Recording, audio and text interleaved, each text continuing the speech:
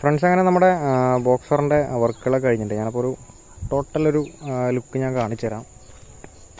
ഇതാണ് വണ്ടിയുടെ ഒരു ടോട്ടൽ ലുക്ക്. നമ്മൾ മൊത്തത്തിൽ മാറ്റിയെടുത്തിട്ടുണ്ട്.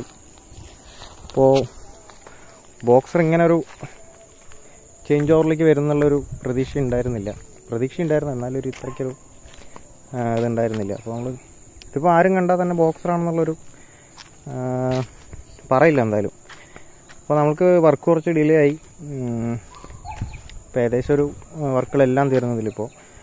ഇതിലിപ്പോൾ ഇനി ചെയ്യാനുള്ളത് ഇതിലിപ്പോൾ ഡിസ്ക് ചെയ്യുന്നുണ്ട്, അതുപോലെ തന്നെ ബാക്ക് SD ആക്കുന്നുണ്ട്. അതിപ്പോൾ ചെയ്യുന്നില്ല, കുറച്ച് 2 മാസത്തിന് ശേഷം ചെയ്യുന്നുള്ളൂ.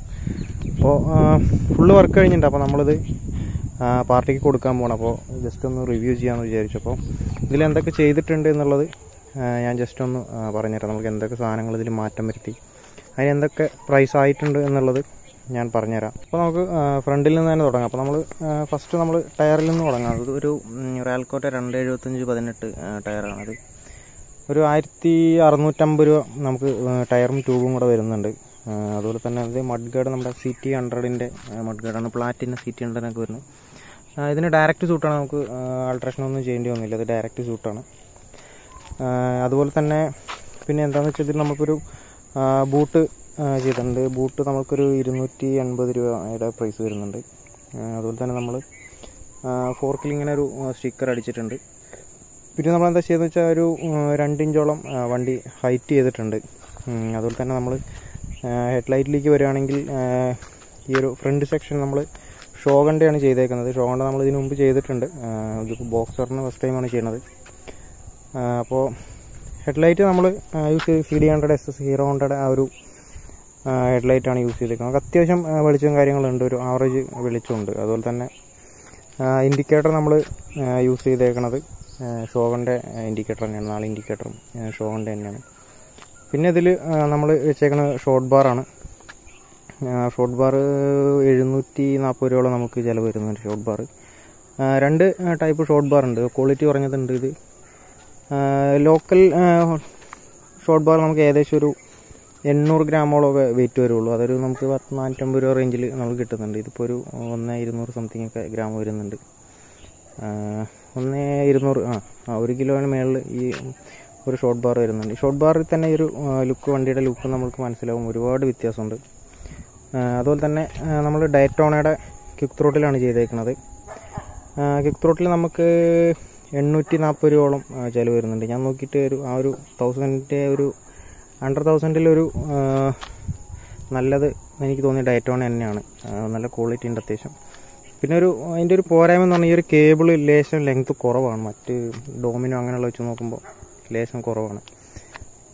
അതുപോലെ തന്നെ പിന്നെ നമ്മളിതിൽ ചെയ്തേക്കുന്നത് ഈ ഒരു ഗാർഡ്, ക്രാഷ് ഗാർഡ് നമ്മൾ ട്യൂബ് ടൈപ്പാണ് വെച്ചേക്കുന്നത്. യൂണിവേഴ്സലാണ്, നമുക്ക് ഏത് വണ്ടിക്ക് വേണമെങ്കിലും ചെയ്യാൻ പറ്റും.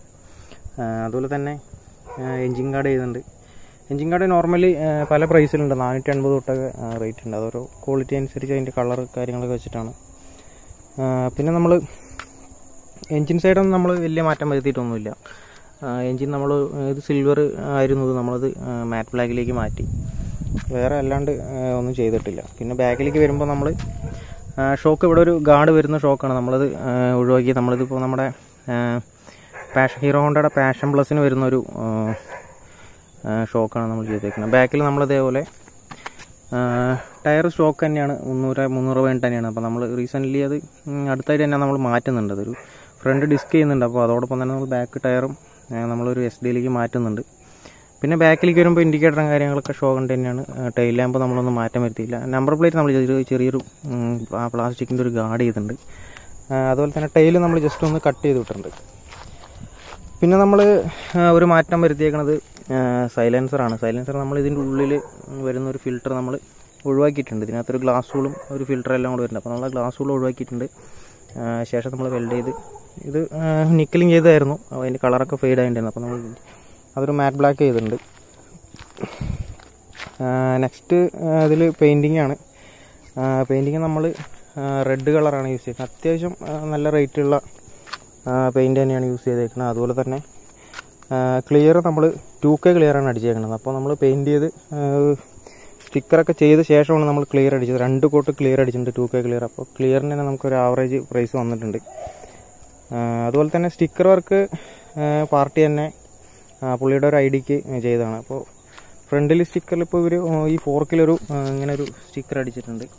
അതുപോലെ തന്നെ ഫ്രണ്ടിലേക്ക് വരുമ്പോൾ ഇവിടെ ഒരു ബോസ് എന്നുള്ളത് അടിച്ചിട്ടുണ്ട്. അതുപോലെ തന്നെ ഈ ഒരു സ്റ്റിക്കർ ഇങ്ങനെ ഈ മാസ്കിൽ ഇങ്ങനെ ഒരു സ്റ്റിക്കർ വന്നിട്ടുണ്ട്.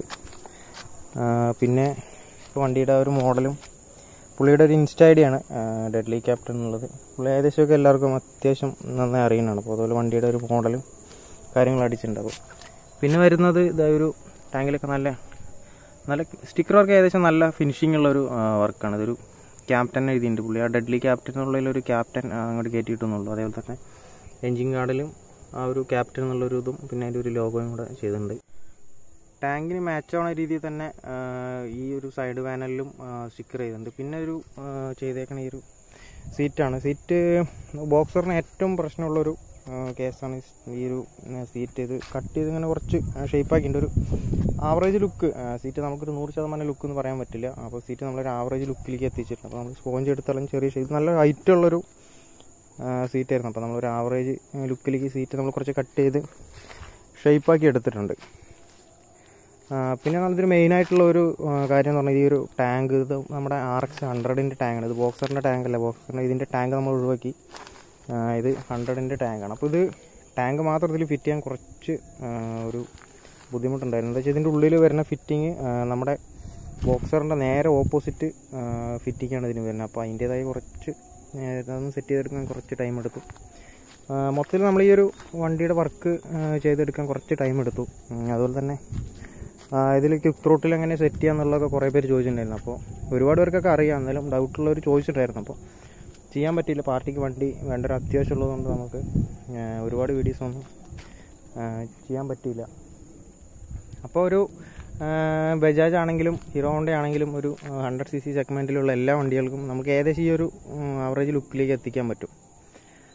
അപ്പോൾ ഒരു പ്ലാറ്റിന ആണെങ്കിലും സ്പ്ലെൻഡർ ആണെങ്കിലും CT100 അങ്ങനെ ഏത് ബോക്സർ കാലിബർ ഏത് വണ്ടിയാണെങ്കിലും നമുക്ക് ഈ ഒരു ലുക്കിലേക്ക് എത്തിക്കാൻ പറ്റും. അപ്പോൾ ഏകദേശം ഇതൊരു 20,000 ഉള്ളിൽ വന്നിട്ടുണ്ട്. ഒരു 18-20ൻ്റെ ഉള്ളിൽ ഇതിൽ നമുക്ക് വന്നിട്ടുണ്ട്. അതിപ്പോൾ നമ്മൾ പെയിൻറ്റിങ് അത്യാവശ്യം ഇച്ചിരി കോസ്റ്റ്ലി ആയിട്ടുള്ള പെയിൻറ്റാണ്. അതുപോലെ തന്നെ ടയർ മാറ്റിയിട്ടുണ്ട്. അത്യാവശ്യം സ്പെയറുകൾ എടുത്തിട്ടുണ്ട്. അപ്പോൾ അതുകൊണ്ടാണ് ഏകദേശം ഈ ഒരു റേറ്റ് വന്ന്.